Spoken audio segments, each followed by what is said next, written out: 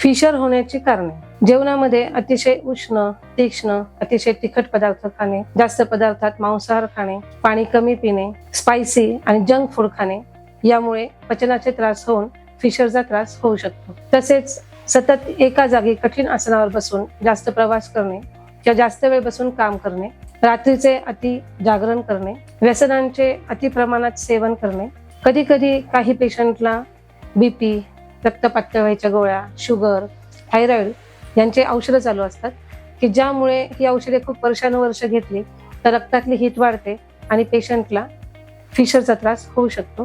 प्रेग्नन्सीमध्ये ही कॅल्शियमची औषधे, रक्तवाढीची औषधे पेशंटला चालू असतात आणि गर्भाचा आकार हा वाढत असतो. या आकाराचा, गर्भाच्या वाढण्याचा जो आकाराचा दाब असतो हा शौचाच्या पिशवीवर पडतो आणि पेशंटला फिशरचा त्रास होऊ शकतो. त्याचप्रमाणे स्थूलपणा म्हणजे आपण ज्या प्रमाणात आहार घेतो त्या प्रमाणात शारीरिक हालचाल झाली नाही तर अपचनाचे त्रास सुरू होतात आणि मूळव्याधाचा किंवा फिशरचा त्रास सुरू होतो. सगळ्यात महत्त्वाचे म्हणजे स्त्रियांमध्ये वारंवार उपवास करणे, सतत वेळेवर न जेवणे, शिळे खाणे आणि पाणी कमी पिणे यामुळे आहार आणि पचन संस्थेवर परिणाम होतो आणि फिशरचा त्रास होण्याची शक्यता असते. थोडक्यात या सगळ्या गोष्टींमुळे बद्धकोष्ठता होते, म्हणजे पोट साफ होत नाही आणि पेशंटला शौचास कडक येते की ज्यामुळे पेशंटला त्या जागी जखम होते आणि फिशरचा त्रास सुरू होतो.